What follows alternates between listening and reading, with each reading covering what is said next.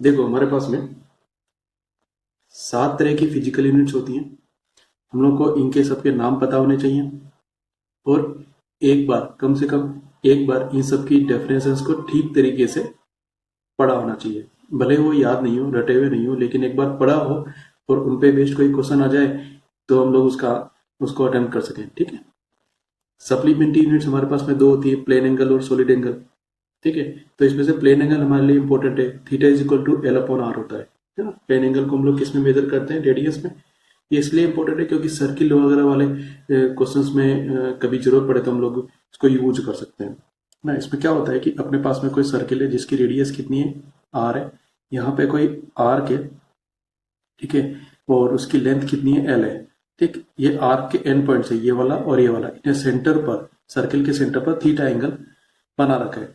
तो इसमें रिलेशन होता है theta is equal to L upon R. ठीक है। अब इसमें काम की बात ये है कि जब हम लोग थीटा कैलकुलेट कर रहे हैं तो एल और आर सेम यूनिट्स में होने चाहिए। जैसे एल को मीटर में रखा है तो आर भी मीटर में रखेंगे, एल को सेंटीमीटर में रखा है तो आर को भी सेंटीमीटर में रखना है। तो डायमेंशंस और यूनिट्स दोनों आपस में इंटर रिलेटेड है। ठीक है। डायमेंशंस को हम लोग किन किन की टर्म्स में लिखा करते हैं? Capital M, capital L, capital T, capital A और थीटा। एम मतलब ये मास हो जाएगा, एल मतलब लेंथ, टी मतलब टाइम। ये जो ए होता है इसका मतलब एम्पियर होता है, मतलब करंट से रिलेटेड होता है। और थीटा मतलब टेम्परेचर हुआ करता है। इस थीटा को एंगल से मत रिलेट कर देना। ठीक है। तो एम एल टी तो हम लोग नॉर्मली डायमेंशंस में काम में ले रहे होते हैं। एम्पियर और थीटा उस जगह आएंगे जिस फॉर्मूले में या जिस चैप्टर में हम लोग टेम्परेचर और करंट के बारे में या चार्जेस वगैरह के बारे में पढ़ रहे होते हैं। ठीक है। तो हम लोग बेसिक डायमेंशंस कैसे कैलकुलेट करते हैं थोड़ा एक मिनट हम लोग देख लेते हैं। जैसे मेरे पास में कोई फॉर्मूला है एनर्जी के लिए, हाफ एम वी स्क्वायर। मेरे को एनर्जी की डायमेंशंस पता करनी है। हाँ, मेरे को और कुछ फॉर्मूला अच्छा लगता है एम जी एच, तो मैं वो भी यूज कर सकता हूँ। मेरे को ये फॉर्मूला अच्छा लगता है कि work done is equal to energy, तो work done force into distance होता है, तो मैं ये वाला फॉर्मूला भी काम में ले सकता हूँ। दोनों से जो डायमेंशन आएंगी दोनों सेम आएंगी। कैलकुलेट कैसे कर रहे हैं भाई? एनर्जी के फॉर्मूले में हाफ एम वी स्क्वायर आ रहा है, हाफ से हमको कोई लेना देना नहीं है। ठीक है, ये खाली एक नंबर है, तो नंबर की कोई डायमेंशन नहीं होती। एम मतलब मास था और इसकी पावर 1 है, इसलिए हमने इसको कैपिटल एम लिख दिया। वी मतलब वेलोसिटी था, वेलोसिटी क्या होता है?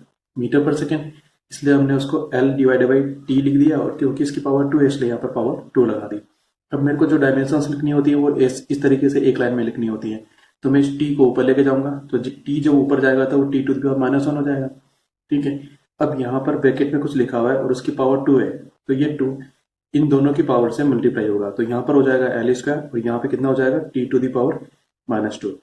अब इन सबको आपस में मल्टीप्लाई करके हम लोगों को लिख देना है। तो ये एनर्जी की इस वाले फॉर्मूले के हिसाब से डायमेंशन होगी। ऐसे मन नहीं कर रहा है, मैं कोई दूसरा फॉर्मूला यूज कर रहा हूँ, जैसे ये work done equal to energy is equal to force into distance. तो ठीक है, इसको यूज कर लेते हैं। फोर्स इक्वल टू क्या होता है? M A. एम मतलब मास, ए मतलब एक्सेलरेशन, डी मतलब डिस्टेंस तो है ही। ठीक है। तो एम को मैंने कैपिटल एम लिख दिया।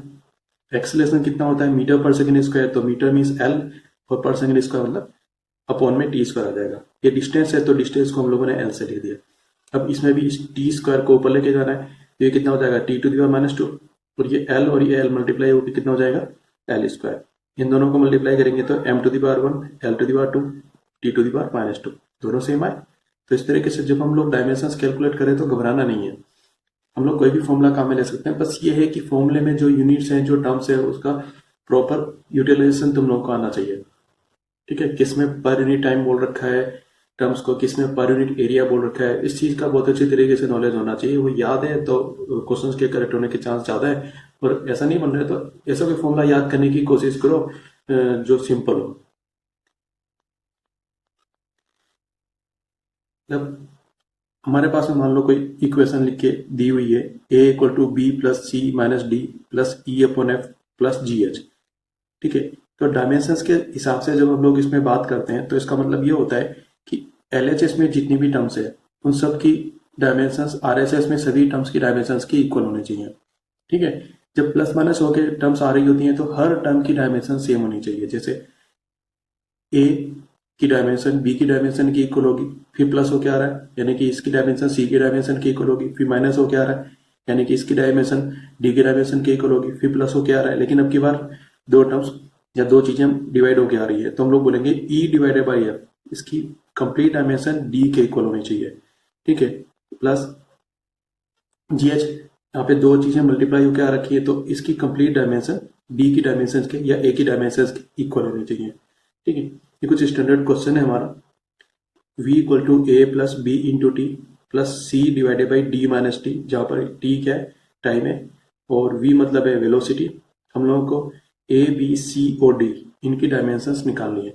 तो यहाँ ए के लिए तो डायरेक्ट दिख ही रहा है कि ए की डायमेंशन किसकी डायमेंशन की इक्वल होनी चाहिए, v के लिए। इसी तरीके से b इंटू टी की डायमेंशन किसकी इक्वल होनी चाहिए, v के। इसी तरीके से c divided by d minus T की डायमेंशन किसकी इक्वल होनी चाहिए, v के। और यहाँ पे देखो c के नीचे जो लिखा है d माइनस टी, इसमें ये टाइम है और d ये आपस में प्लस माइनस होके आ रखे हैं, इसका मतलब है d की डायमेंशन t की डायमेंशन के इक्वल होनी चाहिए, नीचे नीचे, ठीक है। तो हम लोग इसको कैलकुलेट करके लिखते हैं। वो इक्वेशन मैंने फिर से लिख दी है। अब देखो a के लिए dimension of v equal to dimension of a होना चाहिए, है ना। अब v क्या होता है, स्पीड है ना, वेलोसिटी है ना, तो ये मीटर पर सेकंड में लिखी जाएगी, तो m के लिए l ऊपर लिख दिया और s के लिए t नीचे लिख दिया, ठीक है। और a तो डायरेक्ट था ही, तो ये मेरे पास में डायरेक्ट ही आंसर आ गया, बस t को ऊपर लेके जाना है। तो a की डायमेंशन कितनी आएगी, l t to the power -1। अब b के लिए v की डायमेंशन b इंटू टी की डायमेंशन की इक्वल होनी चाहिए, तो मैंने लिख दिया dimension of v equal to dimension of b into T, ठीक भाई। v की डायमेंशन तो हम लोगों ने अभी अभी निकाली रखी थी, l t to the power -1 लिख दी। b की डायमेंशन पता नहीं है, इसको अलग से लिख दिया। t सेकंड था, इसकी डायमेंशन को कैपिटल T लिख दिया। अब इसकी डायमेंशन निकालनी है, तो t को क्रॉस मल्टीप्लाई करके इसके नीचे ले आओ, ये लिख दिया। अब इसको हम लोग ऊपर लेके जाएंगे, तो ये हो जाएगा t टू दी पावर -1। फिर इनको हम मल्टीप्लाई करेंगे, हमारे पास में आएगा b की dimension equal to l to the power 1 और t टू दी पावर -2। ये हमारे पास b की डायमेंशन का आंसर हो गया।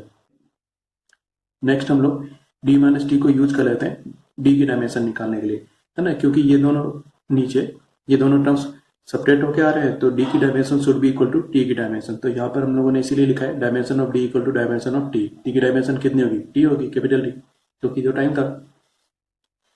नेक्स्ट अब क्या बच गया, c। तो इसके लिए हम लोग ये बोलेंगे कि पूरा c divided by d minus T का dimension should be equal to dimension of v। ये हम लोगों ने यहाँ पे लिखा है, v के डायमेंशन कितना है, l t to the power -1, और ये किसके इक्वल होनी चाहिए, पूरे की डायमेंशन के इक्वल होनी चाहिए, ठीक है। अब इसमें मैं c को अलग कर देता हूँ, d माइनस टी को अलग कर देता हूँ, ठीक है। तो c की डायमेंशन तो निकालनी है, इसलिए मैंने इसको खाली c कैपिटल ब्रैकेट लिख दिया। अब d माइनस टी तो टाइम की डायमेंशन ही तो लिए हुए, तो इसकी डायमेंशन हम लोगों ने कैपिटल T लिख दी, ठीक है। अब c की डायमेंशन निकालनी है, तो कैपिटल T को उस तरफ क्रॉस मल्टीप्लाई कर दो, ये कर दिया।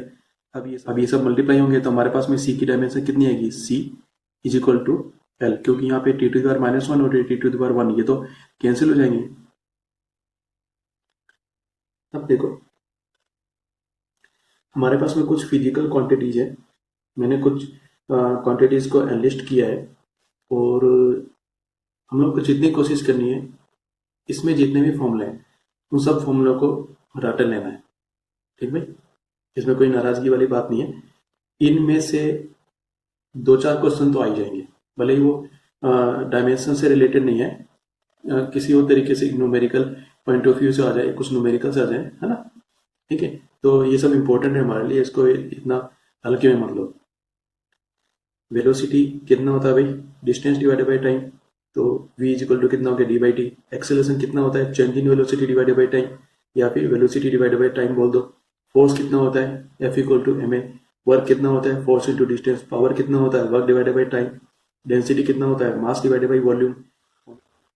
मोमेंटम क्या होता है, मास इंटू वेलोसिटी। अब मोमेंटम से रिलेटेड एक और टर्म होती है हमारे पास में, इम्पल्स। इम्पल्स मतलब क्या होता है, चेंजिंग मोमेंटम, ठीक है। तो यहाँ से हम लोग इम्पल्स की डायमेंशन निकाल सकते हैं, और ऐसा मन नहीं हो रहा है या ये याद नहीं आ रहा है, तो हमारे पास में एक और फॉर्मूला है, impulse equal to force into time, है ना। हम लोग यहाँ से भी इम्पल्स की डायमेंशन निकाल सकते हैं, सेम आएगी। नेक्स्ट हमारे पास में काइनेटिक एनर्जी हाफ mv², ये तो हम लोगों ने थोड़ी देर पहले देखा ही था। ग्रेविटेशनल पोटेंशियल एनर्जी mgh, ठीक है। m मास होता है, g ग्रेविटेशनल एक्सीलरेशन होता है, और h हाइट होता है, ठीक भाई। गैस कांस्टेंट कैपिटल R से लिखते हैं, इसके लिए हम लोग कौन सा फॉर्मूला काम में ले सकते हैं, pv इक्वल टू nRT। इसमें p क्या हो जाएगा, प्रेशर, v कितना हो जाएगा, वॉल्यूम, t टेम्परेचर, n तो नंबर है ना, नंबर ऑफ मोल्स थे, तो इससे तो कोई लेना देना है नहीं, ये डायमेंशन लेस है। बस यहाँ पे r की कैलकुलेशन करनी है, तो t इसके नीचे ले आओ और r की कैलकुलेशन कर लो।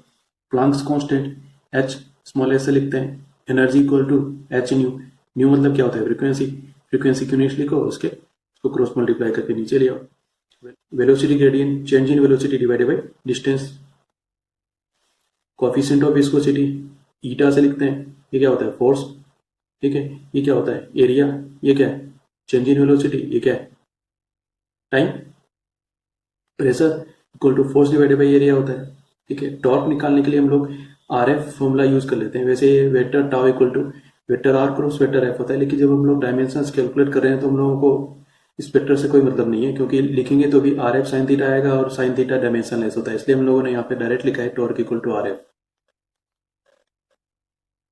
स्ट्रेस इक्वल टू कितना होता है फोर्स अपॉन एरिया, बहुत ईजी है, strain equal to change in dimension divided by original dimension, ठीक है, तो ये तो वैसे भी यूनिट लेस होना है, modulus of elasticity stress divided by strain, बहुत आसान है, surface tension force upon length, gravitational constant g calculate करने के लिए हमारे पास में ये यूनिवर्सल फॉर्मूला है, F equal to G m1 m2 divided by r square, m1 और m2 मास है, r उनके बीच में डिस्टेंस है, F क्या है फोर्स है, स्प्रिंग कांस्टेंट बहुत अच्छा फॉर्मूला है, F equal to kx, x क्या होता है एक्सपांशन, ठीक है, F क्या होता है फोर्स, बस एक्सपांशन को मीटर में लिखेंगे, फोर्स तो हम लोगों को पता ही है, फ्रीक्वेंसी को हम लोग न्यू से लिखते हैं या एफ से लिखते हैं, फ्रीक्वेंसी क्या होती है time inverse, angular velocity omega से लिखा जाता है, ये क्या होता है angular displacement divided by time ना, तो ये जो थीटा आएगा ये तो वैसे डायमेंशन लेस होता है ना? खाली यहाँ पर टाइम की यूनिट लिखेंगे हम लोग, एंगुलर एक्सीलरेशन अल्फा ये होता है angular velocity divided by time, ठीक है। मोमेंट ऑफ इनर्शिया आई से लिखते हैं, I is equal to mr square, हम लोग फर्स्ट क्लास तरीके से काम में ले सकते हैं। एंगुलर मोमेंटम निकालने के लिए हमारे पास में J equal to I omega ये फॉर्मूला है, आई को यहाँ से निकालो यहाँ रख दो, ठीक है, या फिर vector L equal to R cross P ले लो। अब आर क्रॉस पी से क्या मतलब है, हम लोग तो डायमेंशंस में इंटरेस्टेड है, तो L equal to R P हम लोग काम में ले लेंगे, पी मतलब क्या हो जाएगा मोमेंटम, आर मतलब डिस्टेंस, तो यहाँ से भी हम लोग कैलकुलेट कर सकते हैं और यहाँ से भी कैलकुलेट कर सकते हैं, सेम यूनिट्स आएंगे। स्पेसिफिक हीट एस से लिखते हैं हम लोग, ये कितना होता है Q divided by M into delta T, Q क्या होता है हीट होता है, एम इक्वल टू कितना होता है मास, ये क्या होता है चेंज इन टेम्परेचर, ठीक है। थर्मल कैपेसिटी होता है एम इंटू स्पेसिफिक हीट, ठीक है। लेटेंट हीट को हम लोग ऐसे लिखते हैं, बहुत अच्छा फॉर्मूला है Q equal to M A, हम लोग को ये याद भी रहता है। कोएफिशिएंट ऑफ थर्मल कंडक्टिविटी के किस फॉर्मूले से निकालेंगे, क्यू इक्वल टू के A T one minus T two into T divided by L, इसको हम लोग चेंज इन टेम्परेचर कहते हैं, ठीक है। एल मतलब length, A means area, T means time. Boltzmann constant small K से लिखा जाता है, energy equal to 3/2 kT।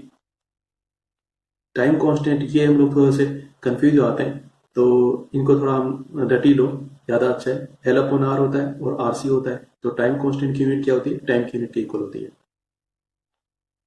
Next एक अच्छा फॉर्मूला है सी इक्वल टू 1/रूट म्यू जीरो एप्सिलॉन जीरो, ये कई एग्जाम्स में पूछा हुआ है, जहाँ पर सी इक्वल टू क्या होता है speed of light, epsilon zero क्या होता है परमिटिविटी और म्यू जीरो क्या होता है परमेबिलिटी।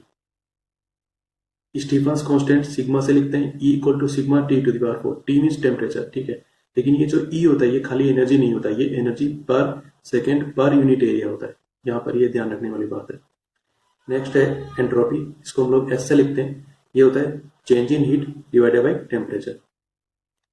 एक और अच्छा फॉर्मूला है इसी की तरह से काफी पॉपुलर है, E divided by B equal to velocity, B means magnetic field, E means electric field,